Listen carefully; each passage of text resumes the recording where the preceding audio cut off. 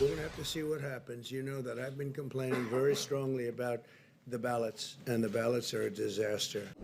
What country are we in? I'm being facetious. I said, what country are we in? Look, he says the most irrational things. The president's comments about accepting the results of the election topping the news this week, along with that Supreme Court showdown. Let's talk with our panel right now. Joining this week, Jennifer Wagner, Mike Murphy, Robin Winston, Tony Samuel. Quite a fight here over the Supreme Court showdown, certainly ahead of this presidential election, amidst everything else in the news as well. Jennifer, obviously Democrats are upset about the situation. What can they really do about it at this point? Well, I think you've touched on two incredibly hot topics this week. And it's important to note that the issue of whether or not President Trump would agree to a peaceful transition of power should he lose in November, has bipartisan support that people go, oh my gosh, I can't believe we're having this conversation.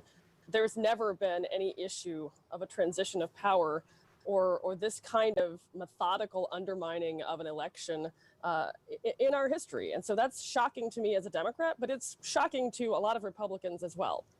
As for the Supreme Court fight, I think, there was polling that came out on Friday afternoon that clearly showed 57% of Americans want to wait, allow the victor in November to pick the next nominee and have the Senate vote on it next year. Is that going to happen? Probably not. But I think it should give lawmakers pause as they look at those numbers and really reflect on whether they're doing what their constituents want them to do or what their political gut is telling them to do. Tony, how do you respond to that and that polling out this week in the Washington Post showing 57% think the next president and next Senate should choose Justice Ginsburg's replacement? Well, I think as we see in a lot of issues, the media jumped on this, and that's what's driving those numbers. What is the only thing to look at is the Constitution, and the Constitution allows the president to make the Supreme Court nomination, which he has done, and he's made a great one, and for the Senate to consent and advise. And it doesn't say stop if there's a month or two before the election.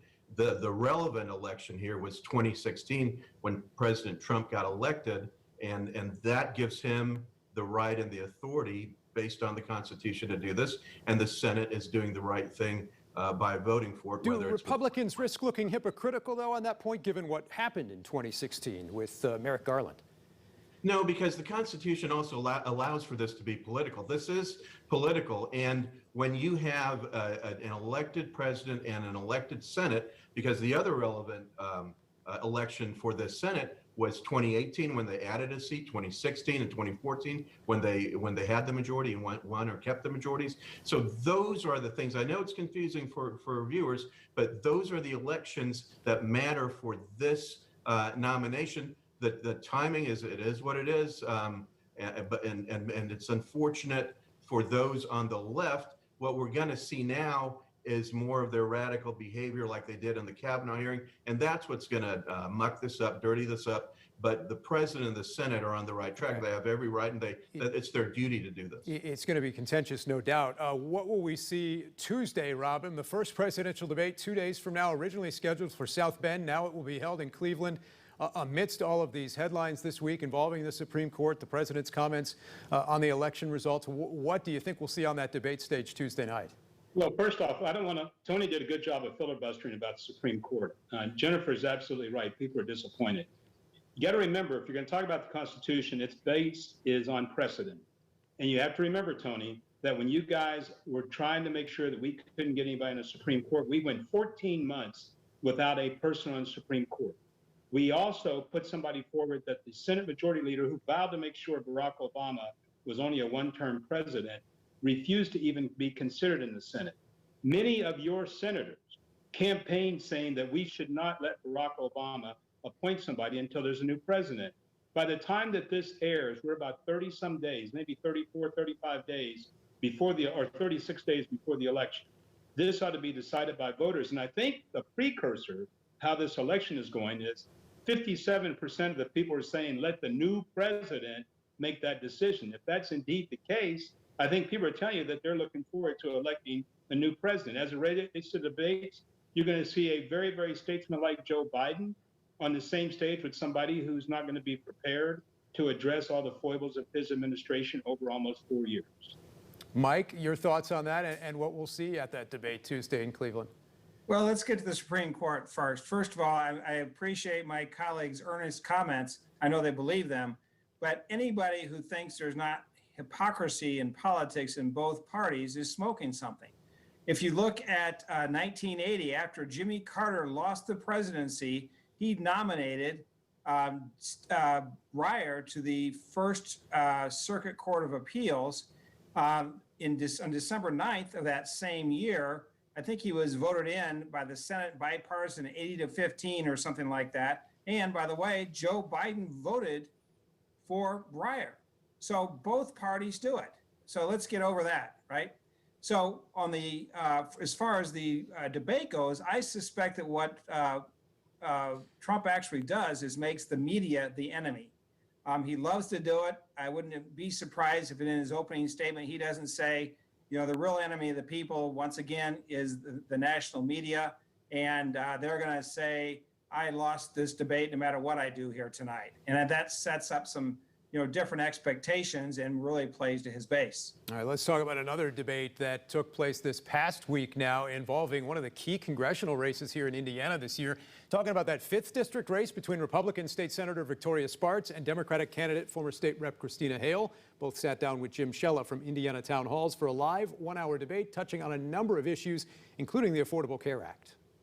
So as legislator, I was the one who actually pushed for the real reform for We the People, transparency, no surprise billing.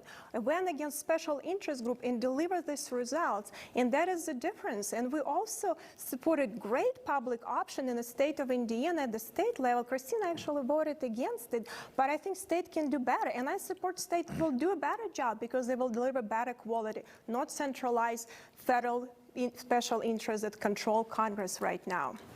In Victoria's primary, she talked about her fight against the Affordable Care Act. I would fight to keep it and improve it. And if you have private health insurance, I'll fight to help you keep it and hopefully make it more affordable. But during this pandemic, the responsible thing to do is to ensure that the 329,000 people we have in our district who currently have pre-existing conditions, that they can maintain their coverage. If Victoria Spartz had her way, then that would be repealed. You get the sense that'll continue to be a big issue in this campaign, especially with the Supreme Court perhaps set to take up a potential repeal of the Affordable Care Act. Mike, first, your thoughts on this debate we saw in this hotly contested race for Congress. Sure, it is going to be a very close race, and nobody can really say who's going to win. Both candidates are being a little bit disingenuous, though. This whole idea of Christina Hale fighting to keep private insurance, that's not in danger. So that's a little bit of a play. And also the whole thing about pre-existing conditions.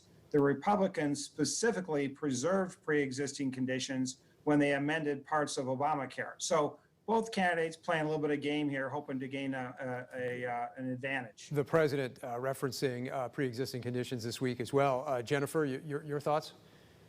Obviously, this is going to be a huge topic in CD5 over the next 6 weeks. I guess we're that close. I don't think the debate itself is going to have a substantive effect on the outcome of this race. You are seeing so much money come in on both sides of this from outside interests. You've never seen, at least I have not seen in a public poll, Victoria Spartz in the lead. And I think that's because ultimately this one seems to come down to trust. And I think Christina Hale, obviously our former panelist here, fellow panelist here, is coming across as the more trustworthy, as the more like-minded candidate. And I'm not sure voters are going to care at the end of the day that she has a D after her name or Victoria Spartz has an R. I think they're going to go with their gut. Robin, Tony, we're running out of time. Quickly, who do you think wins this race? Tony?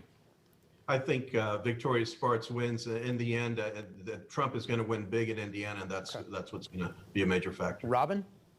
I think that Christina Hale wins because you're seeing ads being run for state rep candidates that are Republicans that represent most of that district on television. We've never seen that before. Somebody's concerned, and they're concerned about losing that seat. Okay. I suspect you're about to see some political ads here as we go to break. Coming up next, thanks, guys.